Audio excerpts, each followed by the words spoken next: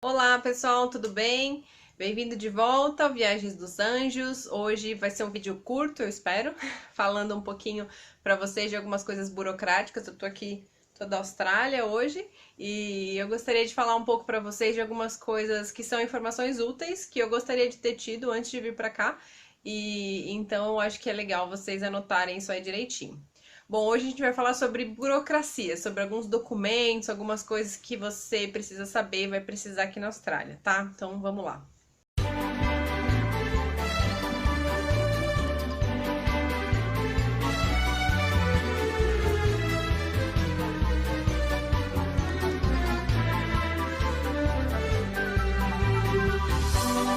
Bom, gente, num vídeo sobre mala, como fazer a mala que a gente fez aí um tempinho atrás, eu falei sobre trazer documentos originais. E isso é uma dica muito de ouro, tá? Que é legal você saber. Então, isso já fica já ciente de que você vai precisar dos seus documentos originais. Mas aí tem alguns outros poréns. Por exemplo, se seus documentos, lógico, eles são todos em português. Então, você não vai conseguir fazer nada com eles em português. Você vai ter que ter para qualquer coisa que você for fazer aqui na Austrália, traduzir os seus documentos. Por exemplo, se você pretende dirigir aqui na Austrália, você precisa da tradução da sua carteira de habilitação. Ou então você vai tirar uma carteira internacional no Detran, o Detran em São Paulo, né? Mas eu sei que no órgão aí do seu estado eles têm essa carteira internacional. Alguns estados, algumas pessoas me falaram que era mais barato você tirar no Detran, outras pessoas me falaram que era mais barato traduzir. Eu não sei quanto está uma tradução. Ah, lembrando que traduções que eu tô falando, todas as traduções que eu falar, em todos os vídeos aqui são juramentadas, são órgãos específicos do Brasil, não um órgão específico, mas é um tradutor específico que ele é reconhecido internacionalmente que pode fazer essas traduções. Eu não sei, eu não vou falar mais de preço nesse canal, porque toda vez que eu tento falar alguma coisa de preço no Brasil, eu levo uma enxurrada de você está errada e não é mais assim. Então eu não sei quanto é a tradução no Brasil, eu só vou te falar que traduções aqui na Austrália, elas variam entre $30 e $40 a folha. Eu sei que no Brasil eles costumam cobrar por palavra, mas aqui eu não vi ainda ninguém que faz isso. Então aqui os tradutores que são juramentados, que eles fazem parte de um órgão aqui da Austrália que é reconhecido, eles cobram em torno de 30, $40, 35, $40 a folha, tá? E tem bastante gente brasileira que faz tradução, então se você vier para aqui para a Austrália, depende do estado que você tiver, tem os próprios tradutores no seu estado, mas eu até faço tradução com uma tradutora de outro estado aqui da Austrália e eu mando para ela a foto, né, escaneada, o documento que eu preciso, ela faz a tradução e ela me manda o original da tradução dela por correio. E ó, tem funcionado muito bem. Mas por que você vai precisar traduzir? Já falei um caso que é a carteira de habilitação, porque se você for parado aqui, não adianta você mostrar o seu documento. Eu acho que para turista tudo bem, mas você vai morar, você vai ficar um tempo a mais, é legal você ter a tradução da sua carteira de habilitação. Bom, para que mais que eu vou precisar meus documentos traduzidos, Érica? Quando você faz o seu visto no Brasil, você manda os documentos todos em português, são só os seus originais mesmo, porque você vai mandar para a embaixada daí do Brasil. Então são originais. São em português. Quando você faz alguma coisa por aqui, você precisa das traduções dos documentos. Então, a gente, para renovar o visto, por exemplo, a gente precisou das traduções e a gente pagou aqui para a pessoa da agência, ela tinha um tradutor conveniado, mas assim, era uma diferença de $5. E então eu traduzi o histórico escolar da minha faculdade, da escola que eu estudei, o diploma, tá? O passaporte não precisa, porque ele já é em inglês, mas certidão de nascimento. Aí, outro caso que você vai precisar fazer a tradução dos seus documentos é para você tirar um policy check. O que é um policy check? Sabe quando você está no Brasil e aí você pedem para você um antecedentes criminais, e aí você vai lá no site da Polícia Federal e você tira para saber se você cometeu algum crime em território nacional? É a mesma coisa. Eles têm aqui um nacional também, mas o mais comum que eles pedem é o que você faz na delegacia mesmo. Aí você vai até a delegacia perto da sua casa, daqui da Austrália, e aí você precisa pedir um policy check, que é para ver se você cometeu algum crime na Austrália. A gente tinha chegado aqui e aí a gente precisou fazer para trabalhar, algumas empresas pedem isso para você. E aí você precisa tirar isso aí. Ele vale de 6 meses a 1 ano, depende da empresa. Assim, oficialmente ele vale 1 ano, mas tem empresas que consideram 6 meses, você já precisa de outro, tá? Então, quando você vai na delegacia e você pede um policy check, você precisa provar 100 pontos de identificação. Como que funciona isso?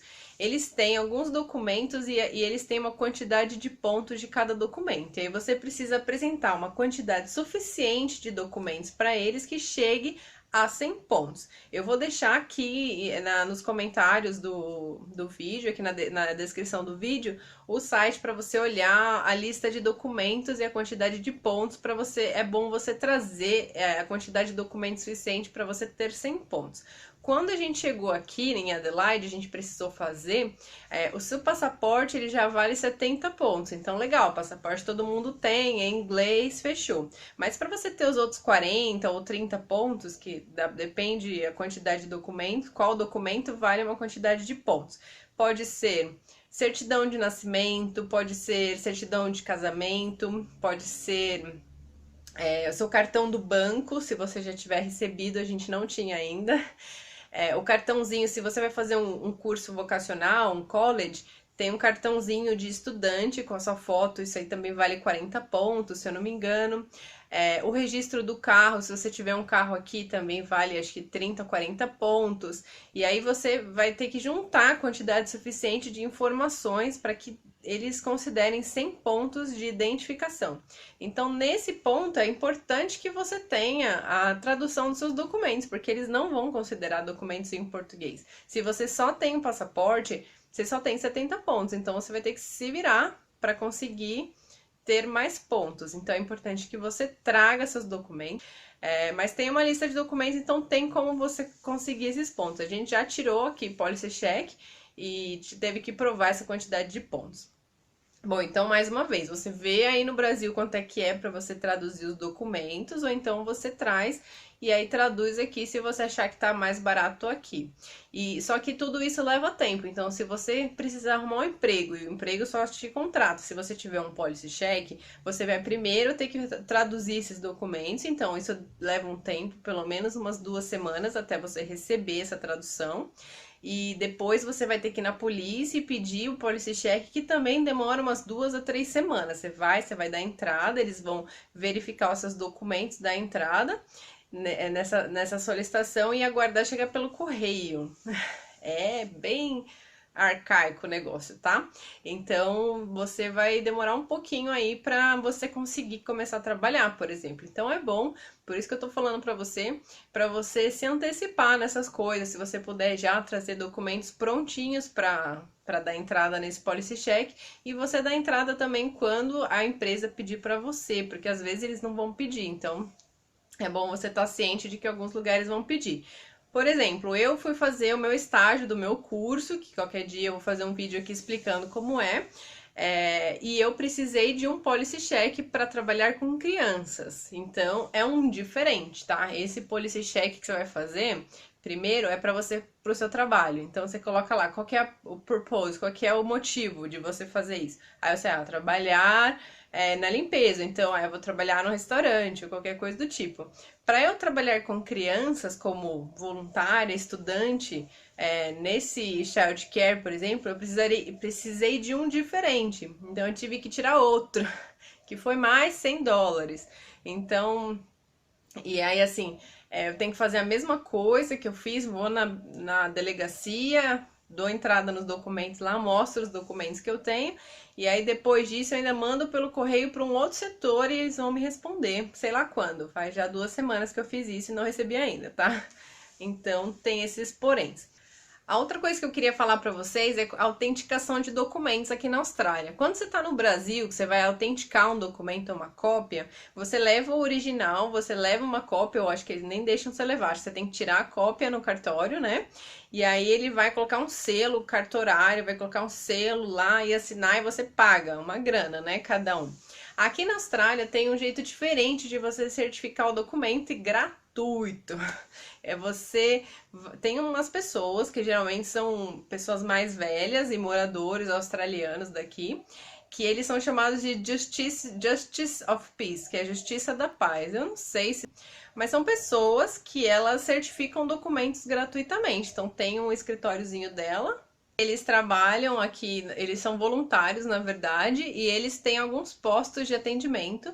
E aí você vai nesse lugar, que às vezes são nas bibliotecas, então sempre tem no site da biblioteca quando que o Justice of Peace vai estar lá, os horários, e aí você chega com o seu, por exemplo, passaporte e a cópia do seu passaporte, você mostra pra ele, ele dá uma carimbada e uma assinada, e isso é de graça. Então muita coisa que você vai ver aqui, documentos certificados, certified documents, são documentos certificados, ou seja, cópias autenticadas do que você precisa. E tudo que você vai fazer aqui, você precisa de ou original ou cópias certificadas. Então você já vê, se você precisar disso, você vai numa biblioteca e olha o horário que eles vão estar lá, geralmente assim, de segunda, da 1 da tarde às 5 horas da tarde eles estão lá. E aí você vai lá em qualquer horário e faz isso pra você.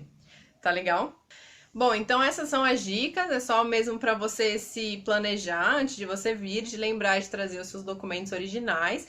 Principalmente se você tá pensando em fazer validação de documento aqui, de diploma, por exemplo. Quando você for fazer validação de diploma, você precisa do seu certificado da faculdade original, o seu histórico escolar original e geralmente os anteriores. Se você fez uma faculdade, você vai precisar do seu colégio também. Então você faz o diploma do colegial que você fez e o histórico escolar do colegial. Ou se você fez uma pós-graduação, é sempre 2 antes, tá? Então aí você faz da pós-graduação, você precisa da faculdade também. Se você tá pensando em fazer um mestrado, você precisa ter o documento provando que você já é graduado para você entrar no mestrado. Então, você vai precisar dos seus documentos originais, principalmente da sua formação acadêmica, tudo isso. Já outra dica que eu também falei em alguns vídeos já, mas só lembrando, quando você for procurar um emprego na sua área ou você for provar a sua experiência profissional, uma coisa que eles pedem aqui é reference letter. Então é uma carta de referência da sua empresa. E aí essa carta de referência é bom você já pedir enquanto você tá no Brasil. Então já procura suas antigas empresas, já fala com seus ex-chefes, ou se você tá trabalhando ainda antes de você sair, você já pede uma cartinha para eles, faz o modelo da carta em inglês já, para poder não precisar pagar a tradução de mais uma, tá? Então foi o que a gente fez quando a gente veio para cá. Pediu pro chefe, colocou lá para a quem interessar, a Érica, nananã, RG tal, ou passaporte, melhor, número do passaporte é tal. Ela trabalhava aqui na posição de analista de sistema, não sei o quê. O salário era X, ela trabalhava de segunda a sexta, das 8 às 5. Então, assim, sempre é legal ter salário, a posição que você trabalhava, quantas horas você trabalhava e as suas principais funções. Então, é muito importante isso. Se você for procurar um emprego, se você for aplicar para imigração, é melhor você já fazer isso no Brasil. Faz a carta em inglês, faz em português também, até para eles saberem o que eles estão assinando, se a pessoa não fala inglês, né? E aí sempre lá, a assinatura da pessoa, o telefone da pessoa, o carimbinho da empresa com o CNPJ lá, se puder em papel timbrado da empresa também, tá? São os moldes meio que padrões para os processos de imigração do Canadá, da Austrália, da Nova Zelândia. Por que que a gente sabe disso? Porque não sei se vocês acompanharam o casal do canal, e a gente estava planejando no começo ir para o Canadá. Então a gente fez muitos documentos, muitas traduções, tudo isso para o processo de lá. Então a gente tem ainda essas coisas e são bem úteis aqui. Então se você vai procurar um emprego na área, é legal que você tenha provando a sua experiência e eles te recomendando até mesmo se a empresa que você trabalhou no Brasil for conhecida aqui, ou existe aqui também, seria muito legal. Tá? Então, documentos no geral, esse vídeo é só para você saber o que você já pode adiantar do Brasil. Então é legal você já ter essas coisas na sua mão, que aí tudo que você for fazer aqui já facilita a sua vida. Se for procurar um emprego, se for para aplicar para algum processo, para sponsor, para imigração mesmo, ou para você fazer algum reconhecimento de diploma, tudo isso é legal você ter já. Quando você vier do Brasil já fica bem mais fácil. Tá bom? É isso. Se tiver alguma dúvida, deixa aí nos comentários, que assim que possível a gente responde. Tô tentando responder os e-mails, tudo, tá? E é isso. Curte aí o canal, curte o vídeo, se inscreve no canal, tá? Tchau!